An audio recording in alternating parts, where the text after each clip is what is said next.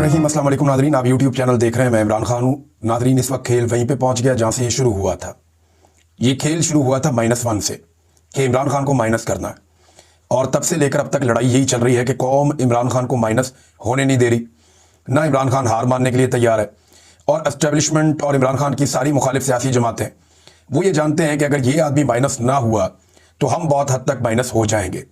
अब इस मसले की वजह से अब एक नया दबाव क्रिएट किया जा रहा है।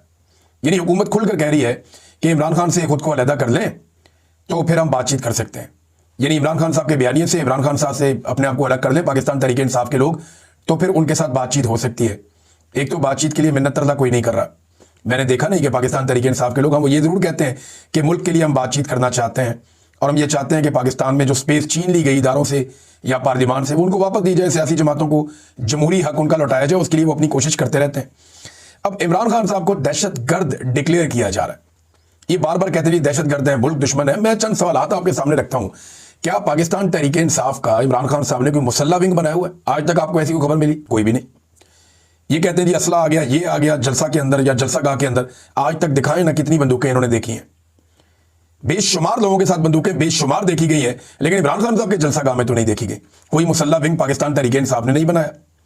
क्या आज तक कोई बोरी बंद लाश मिली जो पाकिस्तान तहरीक इंसाफ ने बोरी बंद लाशें जो है वो जमा की हो? वो जो लोग ये काम करते थे वो आजकल एस्टेब्लिशमेंट के साथ हैं। क्या कोई करप्शन के मेगा स्कैंडल्स इमरान खान साहब के निकले कि ये भी है, वो भी है, वो भी है? बताएं ना। उस्मान बुज़दार पे इतने घटिया इल्जाम लगाए, एक भी मुकदमा बताएं कहां है उसके ऊपर? एस्टेब्लिशमेंट कहती थी ना कि इसने ये भी किया, वो भी किया, वो भी किया। उसने डील कर दी, उसको छोड़ दिया। वो कहते थे बहुत सारे अफसरान बुशरा बीबी लगाती थी, वो किधर गए सारे अफसरान जिन्होंने रिश्वत दी हुई थी? कहते थे जी कि आसिम मुनीर साहब के बाद एक फाइल है बुशरा बीबी के हवाले से जो उन्होंने इमरान खान को दिखाई थी। वो फाइल गुम हो गई। उसके बाद कहां गई वो फाइल?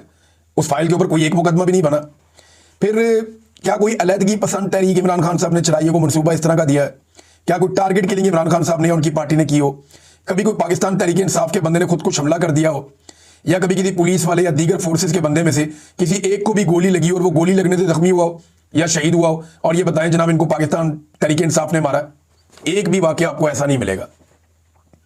ये एक पॉलिटिकल पार्टी है, आप इसको दहशतगर्द कैसे कह सकते हैं? मुल्क दुश्मन और गद्दार कैसे कह सकते हैं? ये पाकिस्तान में ना एक पुराना ट्रेंड है, जो कहे कि आइन पर अमल करो वो गद्दार है, मुल्क का दुश्मन है, सिक्योरिटी थ्रेट है। वो जो कहे इदारे खसूसन फौज सियासत से अपने आप को दूर रखे, जो ये कहे कि मुल्क भी मेरा फौज भी मेरी, जो अपनी जिंदगी अपने मुल्क के नाम कर दे ताकि अपने बच्चों से भी अपने आप को दूर कर ले, ऐसे आदमी को ये कहते हैं दहशतगर्द भी है, गद्दार भी है, सिक्योरिटी थ्रेट भी है। जो शख्स भी करप्शन के खिलाफ आवाज उठाए वो दहशतगर्द है, वो सिक्योरिटी थ्रेट है। जो बैरूनी ताकतों को एब्सोल्युटली नॉट कहे, जो गुलामी से इनकार कर दे, जो अमीर और गरीब का फर्क इस मुल्क में खत्म करने की कोशिश करे, जो पहली बार नामूस रिसालत और इस्लामोफोबिया के हवाले से आलमी सतह पर आवाज उठाए, जो शख्स भी ये करेगा या जो लोग ये करते आए वो सारे गद्दार डिक्लेयर हुए। जिन लोगों ने आजादी से बात करना चाहिए वो सारे गद्दार डिक्लेयर हुए। जिन्होंने बात की कि इदारे सियासत में मुदाखलत क्यों करते हैं, इनका क्या हक है, वो सारे गद्दार और सिक्योरिटी थ्रेट बन गए पाकिस्तान के लिए, सारे के सारे। किसी एक को नहीं छोड़ा, फातिमा जिन्ना तक को नहीं छोड़ा। तो ये पाकिस्तान की कहानी है, कोई नई बात नहीं है, ये पुरानी बात है। अब DGISPR ने जो एक प्रेस कॉन्फ्रेंस की है उसमें एक सबसे बड़ी गलती उन्होंने ये की कि उन्होंने इमरान खान से पूछ लिया नाम लिए बगैर कि तुम हो कौन, हमारी हैसियत क्या है। तब से लेकर अब तक लोग लगातार बता रहे हैं DGISPR को कि इमरान खान है कौन और उसकी हैसियत क्या है। लोग बता बता कर थक गए हैं, लेकिन इमरान खान साहब की शख्सियत और कैरेक्टर इतना बड़ा है कि उसका अहाता लोग नहीं कर पा रहे। कितने सारे मैदान हैं दुनिया के जहां इमरान खान साहब ने नाम रोशन किया है, चाहे वो फ्लाई काम करने के हवाले से हो, सियासत के हवाले से हो, इस्लामोफोबिया के हवाले से हो, नामूस रिसालत के हवाले से हो, एक लोगों को मोटिवेशन देने के हवाले से हो। यानी इमरान खान साहब ने लीडर की तमाम औसाफ उन्होंने बताया कि वो एक बड़ा लीडर है। पाकिस्तान के अंदर कोई आदमी इनका मुकाबला नहीं कर सकता, चाहे किसी इदारे में बैठा हुआ या किसी सियासी जमात में बैठा हुआ। तो तब से लेकर अब तक लोग DGISPR को लगातार इतने दिनों से बता ही रहे हैं कि ये है इमरान खान, ये है इमरान खान, ये है इमरान खान, और सोशल मीडिया इससे भरा पड़ा। मैंने नादरीन एक सर्वे करवाया सोशल मीडिया पे, ये बड़ा इंपॉर्टेंट सर्वे है।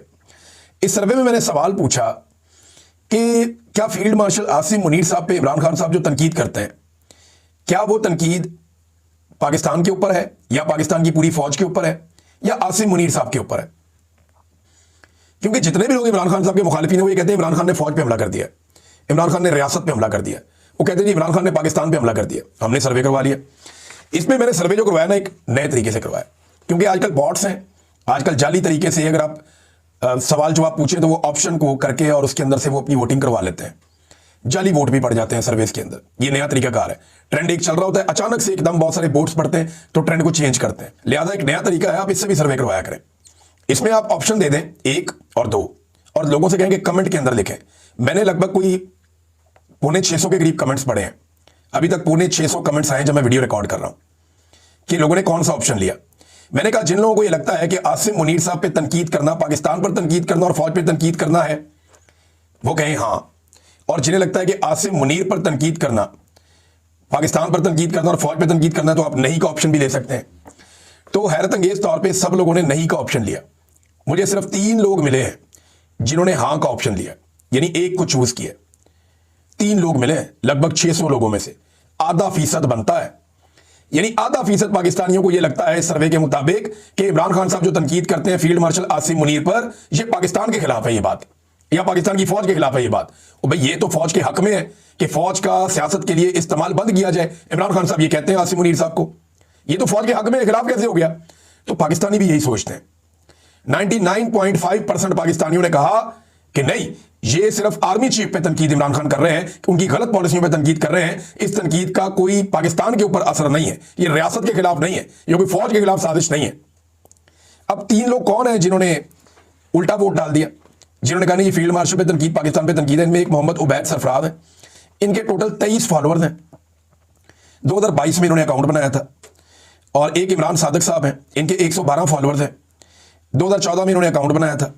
एक अर्तुगरुल बे साहब है, इनका ये कोई फेक अकाउंट है, 172 इनके फॉलोअर्स हैं। और 2023 में इन्होंने अकाउंट बनाया था, बस इन लोगों ने किया। और किसी साबिर भाई ने एक बड़ा जबरदस्त सर्वे करवाया, साबिर शाकिर साहब ने सवाल पूछा कि आपके ख्याल में DGISPR किसके तर्जुमान है? ये DGISPR साहब को इसके बारे में सोचना चाहिए, क्योंकि इदारे के अंदर भी जो हमें इतला मिली है वो ये है कि बड़ा सख्त रिएक्शन है और बहुत सारे लोग सर पकड़ के बैठे हुए कि DGISPR ने किया क्या, इदारे के ऊपर इतना बड़ा खुदकुश हमला कर दिया।